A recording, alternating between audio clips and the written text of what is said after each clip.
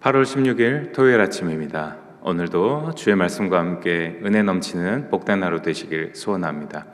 찬송가 486장 함께 찬양하겠습니다.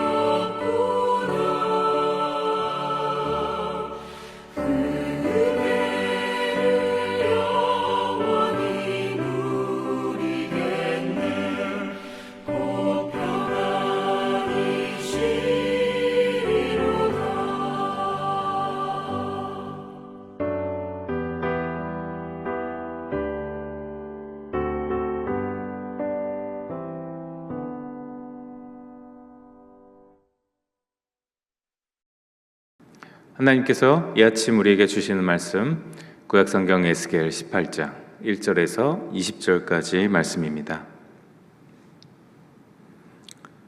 또 여호와의 말씀이 내게 임하여 이르시되 너희가 이스라엘 땅에 관한 속담에 이르기를 아버지가 신 포도를 먹었으므로 그의 아들의 이가 시다고 함은 어찌 됨이냐. 주 여호와의 말씀이니라. 내가 나의 삶을 두고 맹세하노니 너희가 이스라엘 가운데에서 다시는 이 속담을 쓰지 못하게 되리라. 모든 영혼이 다 내게 속한지라. 아버지의 영혼이 내게 속함같이 그의 아들의 영혼도 내게 속하였나니 범죄하는 그 영혼은 죽으리라. 사람이 만일 의로워서 정의와 공의를 따라 행하며 산 위에서 재물을 먹지 아니하며 이스라엘 족속의 우상에게 눈을 들지 아니하며 이웃의 아내를 더럽히지 아니하며 월경 중에 있는 여인을 가까이하지 아니하며 사람을 학대하지 아니하며 빚진 자의 저당물을 돌려주며 강탈하지 아니하며 줄인 자에게 음식물을 주며 벗은 자에게 옷을 입히며 별리를 위하여 꾸어주지 아니하며 이자를 받지 아니하며 스스로 손을 금하여 죄를 짓지 아니하며 사람과 사람 사이에 진실하게 판단하며 내 율례를 따르며 내 규례를 지켜 진실하게 행할진대 그는 의인이니 반드시 살리라. 주 여호와의 말씀이니라.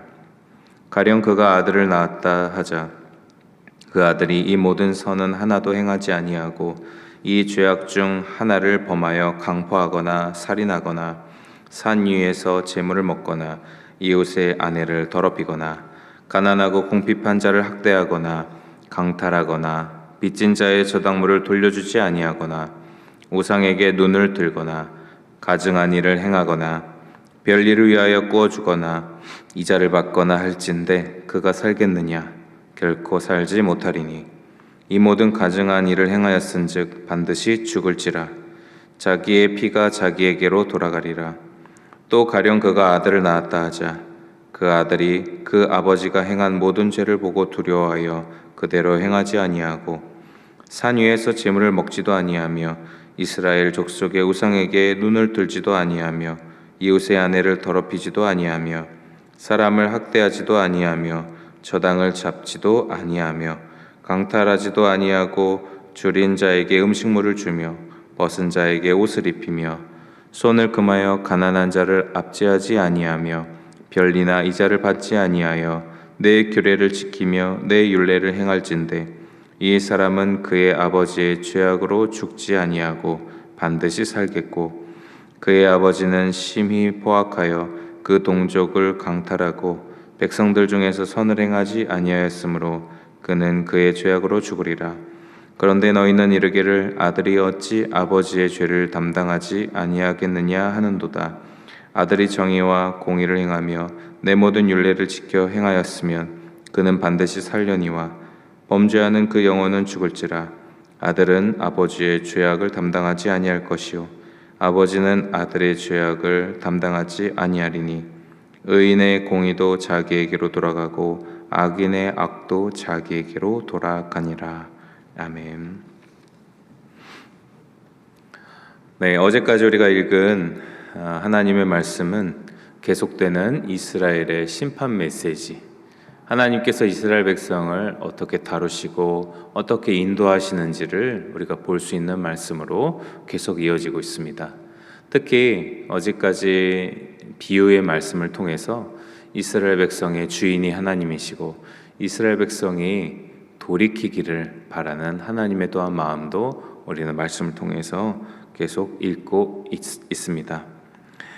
특히 12장에서부터 이어지는 이 심판과 저주의 말씀은 있는 그대로 심판하고 저주하겠다는 하나님 아버지의 단편적인 말 그대로 1차원적인 저주를 하시려고 하시는 말씀이 아니라 그로 말미암아 이스라엘 백성들이 돌아오기를 바라는 마음, 이스라엘 백성들이 회개하고 다시 죄 지었다면 돌이켜서 하나님의 뜻대로 회복하기를 원하는 주님의 마음이 담겨 있는 말씀이죠. 그 마음이 오늘 말씀에도 분명하게 드러나고 있습니다. 오늘 말씀은 속담 하나로 시작하고 있는데요. 바로 아버지가 신 포도를 먹어서 아들의 이가 시다. 이게 무슨 속담인가 싶을 수 있는데 말 그대로 아버지가 신 포도를 먹으면 아버지 이가 실 텐데 아들의 이가 신 것, 바로 아버지가 무엇인가를 행해서 그것이 그 자녀에게까지 이어진다라는 그런 속담입니다. 이게 이스라엘 백성들에게 이 당시에 회자되고 또 많이 말하던 아마 속담이었던 것 같습니다. 그런데 이 속담의 의미는 조금 더 구체적으로 이 아들, 자녀의 입장에서 이스라엘 백성이 말하는 그런 속담이었습니다. 그래서 다시 말하면요, 내 이가 신데 그 신 이유는 아버지가 신 포도를 먹어서 그렇다라는 이스라엘 백성들의 입장의 속담 인용이었던 것이죠. 그래서 이스라엘 백성이 결국엔 하나님의 심판을 받고 결국 예루살렘 성이 다 파괴되고 또 바벨론 포로로 끌려가고 이런 수치와 또 모욕과 또 하나님의 심판을 받게 되었는데, 이것이 자녀, 즉 아들인 그 자신의 무슨 죄악이나 잘못 때문이 아니라 조상들이 잘못해서 그렇다, 우리 아버지가 잘못해서 내가 지금 이 어려움을 당하는구나 라는 그런 변명 섞인 속담 인용이라는 것입니다. 그래서 하나님 말씀은 이 속담을 3절 말씀과 같이 이스라엘 백성들이 쓰지 못할 것이다. 너희가 이스라엘 가운데에서 다시는 이 속담을 쓰지 못하게 되리라 말씀하시면서요, 4절 이후에 오늘 20절의 끝까지의 말씀이 핑계대지 말라. 너희가 지은 죄는 너희의 죄악으로 감당하게 되는 심판이다, 결과이다 라는 것을 말씀하십니다. 4절의 말씀이 이렇죠. 모든 영혼이 다 내게 속한지라. 아버지의 영혼이 내게 속함같이 그의 아들의 영혼도 내게 속하였나니 범죄하는 그 영혼은 죽으리라. 이스라엘 백성들의 이런 핑계대고 또 자신들의 잘못을 다른 데에 원인을 두는 것, 이해되지 않는 것은 아닙니다. 왜냐하면 하나님의 백성으로 은혜를 누리고 축복을 누려왔던 그들의 삶 속에 이런 결과는 전혀 예상 못한 일이었을 것이기 때문입니다. 하나님께서 예언자를 통해 이스라엘 백성들이 죄악으로 말미암아 심판받을 것을 예언하고 알려주시고 또 빨리 돌이키라고 계속 말씀하셨음에도 불구하고 이스라엘 백성은 그러지 않았죠. 이스라엘 백성이 당한 그 성전의 파괴, 그리고 예루살렘 성뿐만 아니라 수도의 파괴, 또 결국에는 이스라엘 백성, 이 백성들의 죽음과 고통, 이것들 보면 엄청난 아마 심판이자 고통, 아픔이었을 것입니다.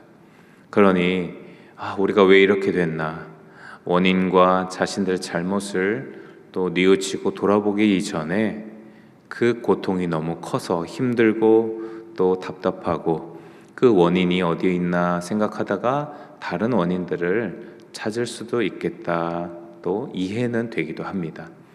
실제로 에덴 동산에서 창세기 우리가 말씀해 보면 아담이 하나님이 먹지 말라 하신 선악과, 그 하나님의 말씀을 어기고 선악과를 먹었을 때 그 첫 죄악, 첫 불순종의 결과로 바로 하와, 자신의 사랑하는 그 한 몸인 하와에게 그 책임을 전가하는 모습, 우리는 너무 잘 알고 있습니다. 있는 그대로 그 잘못을 회개하고 돌이키려고 용서를 구하는 것이 아니라 인간의 아마 그 연약함 그리고 또 부족함은 있는 그대로 자신의 죄악을 인정하거나 받아들이지 않고 다른 데서 그 원인을 두려고 하고 그 죄악에서 벗어나고자 하려고 하는 그런 연약함의 모습이 있는 것 같습니다. 아담과 하와뿐만이 아닙니다. 우리 아이들 보면요, 그렇습니다. 육아하고 아이들 양육할 때 어릴 때 보면 자기의 잘못 있는 그대로 인정하고 부모님께 용서 구하는 아이들이 흔치 않죠. 누가 그랬어요? 누구 때문에 그랬어요? 저 안 그랬어요. 뻔히 보이는 거짓말도 하고 그렇습니다. 아무도 가르쳐준 거 아닌데도 그렇게 자기가 지은 잘못 또 죄악을 있는 그대로 받아들이고 인정하는 것이 사실 인간에게는 어려운 일이 아닌가, 이런 생각도 들게 되죠. 하지만 오늘 말씀은요, 이스라엘 백성들에게 하나님께서는 그런 연약함 다 헤아리시고 오히려 반대로 정면 돌파해라. 다른 데 원인 두지 말고, 다른 데 핑계 대지 말고, 내가 죄악 저질렀으니 잘못했습니다 라고 인정하고 주님 앞에 용서를 구하고 돌이켜 회복해라 라고 하나님께서 말씀하십니다. 5절 이후 20절까지의 3대에 걸친 세대별 예화가 바로 그러한 구체적인 안내이죠. 첫 번째로 아버지가 의롭게 행하고 율법을 따라 정의와 공의를 행하면 그 아버지는 의인이니 살 것이다, 이렇게 말씀하십니다. 두 번째로 그 의인이었던 아버지의 아들이 똑같이 행하면 좋겠는데 그러지 않고 정반대로 율례를 행하지도 않고 정의와 공의를 따르지 않고 악하고 또 하나님이 싫어하시는 길만 따라갔던 이 악한 아들, 이 아들은요, 아버지가 의인이라고 전혀 상관없이 본인이 악행을 했기 때문에 그에 따른 결과로 심판받아 죽을 것이다 라고 말씀하십니다.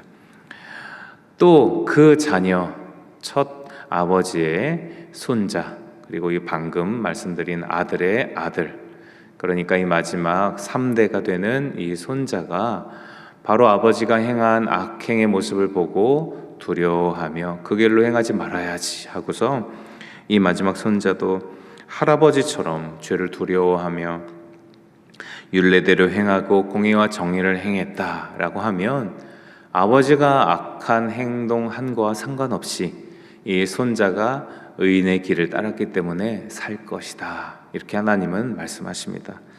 그러니 이스라엘 백성은 다른 데 핑계를 두지 말고 아버지나 조상 핑계 대지 말고 자신이 지은 죄악, 자신이 잘못한 범죄를 하나님 앞에 인정하고 용서 구하고 회개하고 돌이켜야 했죠. 그것이 살 길이었습니다. 우리도 마찬가지입니다.